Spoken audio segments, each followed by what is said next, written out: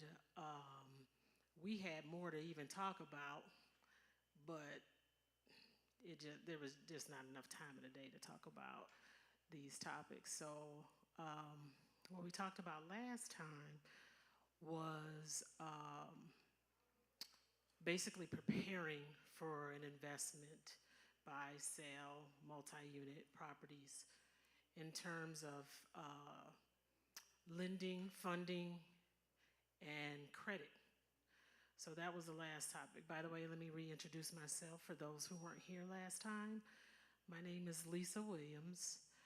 I am a realtor with Carter Realty Group here in Joliet.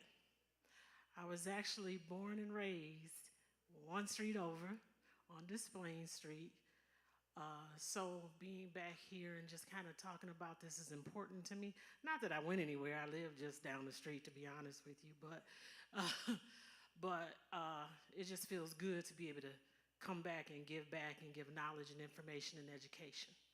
So I'm really grateful that you guys allowed us to have this two-part seminar, which we are going to do this again. But after all the summer fun is over with, then we'll probably come back and do this again.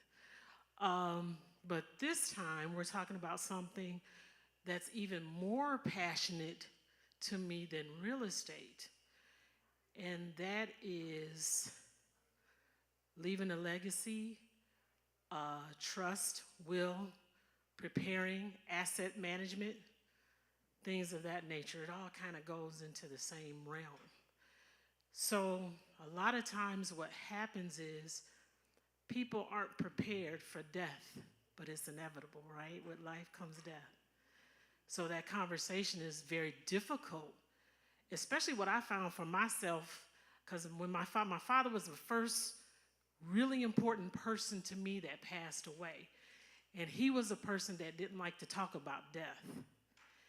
And it was a challenge and a struggle after he left because his assets at the bank got frozen because there was nobody on the account but him.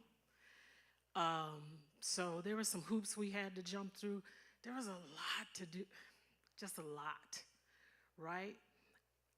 So death is business. So not only are you subject to the loss and the emotional process of losing the loved one, but you then have to deal with the business of death.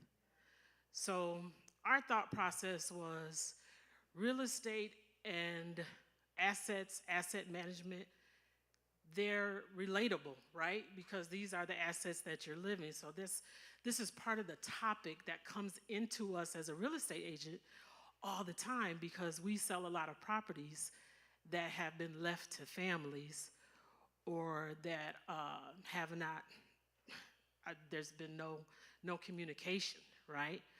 From parent to inheritor or owner to inheritor. So that comes into our agency a lot. So we thought it would be a good idea to kind of talk about this as well as buying, selling, and investing. Because I think sometimes that's left on the table. And it's truly important. Real estate is one of the ways that you can build wealth. And if you don't do it the right way, if you don't leave it, it can be taken. It can be taken by someone that you haven't seen in 30 years. Or it can be taken by someone that's